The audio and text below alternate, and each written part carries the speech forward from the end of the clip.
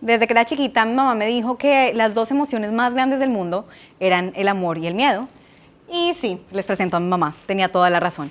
Pero esperen, cuando éramos pequeños nos metieron muchas cosas en la cabeza, nos dijeron que teníamos que ser independientes, que teníamos que ser seguros de nosotros mismos, que no podíamos depender de los demás ni autodefinirnos con lo que los demás pensaran de nosotros mismos, y nos dijeron algo muy claro: no tengas miedo de ti, no tengas miedo de nadie y no le tengas miedo a nada.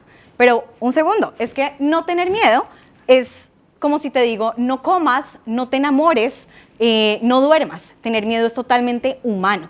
De hecho, si nos vamos al diccionario de la Real Academia de la Lengua, que hoy en día está muy de moda irse a la RAE, dice que el miedo es la aprensión o el recelo que una persona tiene a que le pase lo contrario a lo que esa persona desea. Entonces la pregunta es, ¿qué deseamos y por qué lo deseamos?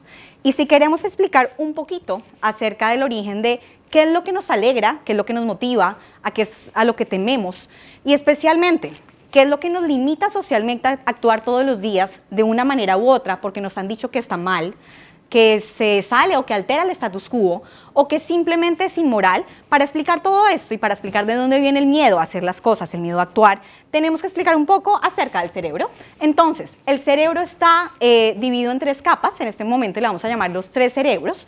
El primer cerebro es el cerebro reptiliano, el segundo cerebro es el cerebro límbico y el tercer cerebro es el neocórtex. ¿Cómo los explicamos? Cerebro reptiliano. El cerebro reptiliano se desarrolla en los 3 primeros años de vida. Más o menos es del tamaño de su puño. ¿Qué pasa? Recuerden, bueno, no recuerdan, pero cuando tenían entre 1 y 3 años, simplemente tenemos una codependencia social por supervivencia. ¿Qué significa esto? Con que nuestros instintos estén satisfechos, con que comamos, durmamos, vayamos al baño, estamos tranquilos, estamos felices. De hecho, nos gusta buscar placer, independientemente que esto nos ocasione dolor. Si recuerdan de pequeños, si veíamos un bicho, una abeja, aunque nos picara o aunque, no sé, comiéramos barro, no nos importaba porque simplemente estábamos buscando esto, la experiencia. ¿Qué pasa? Si un niño entre 1 y 3 años, la mamá infortunadamente fallece, no está, el niño quizás la va a extrañar algunos días o algunas horas, pero realmente el niño lo que va a extrañar es a la proveedora, a esa proveedora de esa necesidad básica. ¿Por qué? Porque en este momento solo el instinto y la supervivencia están activos. Luego, cuando tenemos más de 3 años, entre los 4 y los 6, se desarrolla el cerebro límbico. El cerebro límbico, ¿cuál es la diferencia entre el reptiliano? El límbico es esa memoria afectiva. De hecho, si ustedes recuerdan cuando eran pequeños algo que los haya impactado, algo muy bueno o muy malo, es muy difícil recordarlo antes de los 4 años, porque la memoria afectiva no se ha desarrollado. ¿Qué pasa con el cerebro límbico? Este cerebro es el que nos permite recordar por los 5 sentidos, recordar a qué olía la casa de tu abuela cuando era chiquita, recordar a qué sabía esa sopa deliciosa que te hacía tu mamá todos los domingos. ¿Qué pasa en el tema afectivo? Que si tu mamá llega a faltar cuando tienes entre 4 y 6 años, sí lo vas a recordar y va a ser muy fuerte para ti porque en ese momento no hemos desarrollado una dependencia social, pero sí hemos desarrollado una dependencia emocional. Con el cerebro límbico llega un momento importante y es cuando se desarrolla el siguiente cerebro. El siguiente cerebro es lo que nos dota y nos hace seres humanos, que es el neocórtex, es la última capa del cerebro. Y el neocórtex, digamos que no lo tiene ningún animal y esto es lo que nos dota de seres humanos. ¿Qué pasa con el neocórtex? Es paradójico, porque en el neocórtex desarrollamos toda la parte racional, procesamos el lenguaje, procesamos los hechos, el idioma. Y también desarrollamos la parte de la vergüenza social y la dependencia emocional de los demás. Me explico, si a un niño de 4 a 6 años tú lo sacas a la calle y tiene un pantalón verde feo y tiene una camisa naranja que no le combina, el niño no te va a decir, no mamá, no me saques así porque qué vergüenza, no. Pero después de los 6 años, entre los 6 y los 9 que se desarrolla el neocórtex, el niño te dirá, mamá, sí, no, es que en el colegio se ríen de mí o sí, porque claro, en este momento, infortunadamente, pero bueno, es el desarrollo humano, en este momento empezamos a desarrollar esa vergüenza social. Empezamos a ser juzgados, empezamos a juzgar y empezamos a actuar por lo que qué dirían los demás. Y ahí viene el miedo a emprender, el miedo a fracasar, el miedo a no ser igual a la persona que tienes al lado, a no ser igual de la persona que acaba de subir su feed en Instagram. Y de hecho, si ustedes miran, digamos que todos los libros que hablan fisiológica y fisionómicamente del cerebro, como el teórico Gary Lee, él dice que desde que empezó, digamos que esta era de los baby boomers, a los centennials, que somos los de hoy en día, el cerebro cada vez es más grande en el neocórtex, estímulo-respuesta. Entonces, todo este miedo y esta frustración que nos ha generado el qué dirán y la aprobación de los demás, lo podemos confirmar con el desarrollo de nosotros comparado con el desarrollo de nuestros padres. Si recordamos, nuestros papás cuando iban a la escuela, al colegio, o tendían la cama, lavaban los platos, tenían que hacerlo. Nadie les estaba dando una Barbie o un viaje a Disneyland para hacerlo. A nosotros sí.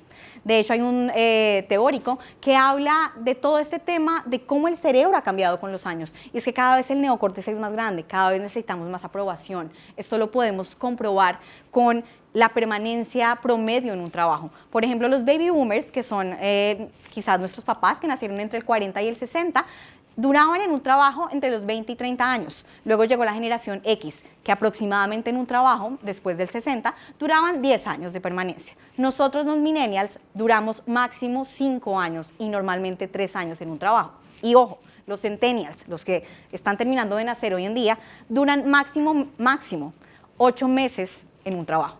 Nada más. Entonces, ¿por qué se genera este fenómeno? Porque cada vez tenemos más miedo, cada vez necesitamos más motivación, cada vez queremos más likes y cada vez necesitamos un jefe que nos esté diciendo, Camila, qué bien lo hiciste. Porque si no me voy a cambiar de trabajo, porque si no voy a encontrar una nueva idea de emprendimiento, porque no voy a sentir que me están dando ese motivante, eso que me genera serotonina, oxitocina, dopamina, ese reward que estoy buscando por mis acciones. Entonces, ¿cómo podemos escapar de ese miedo? Tener miedo a mí me encanta y tener miedo es humano. Imagínense que no tengamos miedo, que no tuviésemos miedo, pues nos tiraríamos por los balcones, si me caigo de aquí pues no me daría miedo, sería peligrosísimo. La idea es mirar el miedo a la cara y decirle, hola miedo, soy Camila, te reconozco, te acepto, te honro, pero dame la mano y caminemos juntos en este camino y en esta aventura que se llama vida. Y eso fue lo que hicimos. Eso fue lo que hicimos hace 2 años, en 2018. 5 alumnos de EAE Business School nos reunimos en Barcelona a un concurso que nos decía que teníamos que generar un producto o un servicio que cambiara el mañana. Pero la pregunta que nos hicimos en una noche de jueves, recuerdo, fue, pero esperen chicos, ¿va a haber un mañana? ¿Va a haber un mañana? ¿Va a haber un mañana en un planeta que se está acabando? ¿Qué hicimos? Ya les voy a contar un poquito más de los datos del planeta. Creamos el primer bolso que transforma el dióxido de carbono en oxígeno para superar nuestro miedo a la frustración, al fracaso y para superar el miedo a mucha gente de no tener un mundo para sus hijos y para ellos mismos en el mañana. Entonces, ¿qué datos teníamos? Tuvimos que 2017 fue el año más caliente de los últimos 140 años registrados por la NASA, el más caliente, precedido del 2019, que fue el segundo más caliente. También el nivel del mar subió en 17 milímetros y se dice que para el 2050 vamos a tener más plástico que peces en el agua. De hecho, se dice que al día se van a descargar lo equivalente a 4 camiones de plástico en el océano. Entonces, antes de generar más inteligencia artificial, antes de generar más nanotecnología, aplicaciones, internet, tecnología en general, generemos un mundo sostenible. Y eso fue lo que hicimos. ¿Cómo lo hicimos? Con microalgas marinas. Las plantas, digamos el Amazonas, es el pulmón del mundo. Las plantas hacen el 70% de la producción de fotosíntesis y las algas marinas el otro 30%.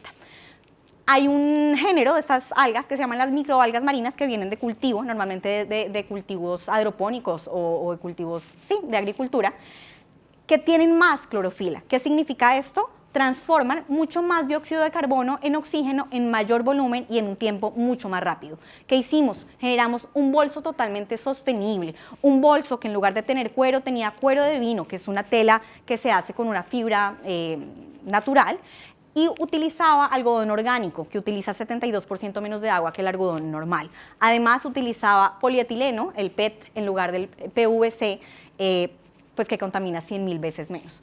¿Qué pasa con este sistema? Este sistema lo puedes aplicar tú a un bolso, a una camiseta, a un jersey, a lo que quieras. Cuando vayas caminando vas a tener sol, vas a tener agua, vas a tener por dentro un forro de microalgas marinas que como tiene un fertilizante de silicio no se va a pudrir y vas a transformar mensualmente el 3% de lo que tú produces y de lo que tú contaminas como persona en tus actividades diarias en oxígeno y le vas a devolver eso al mundo. Entonces, esta fue mi manera de afrontar el miedo, pero no la afronté y no lo dejé atrás, aquí lo tengo conmigo. Y aquí está con ustedes. Los invito hoy a que le digan al miedo, hola miedo, bienvenido a mi vida y empecemos a caminar en esta aventura juntos. Muchas gracias.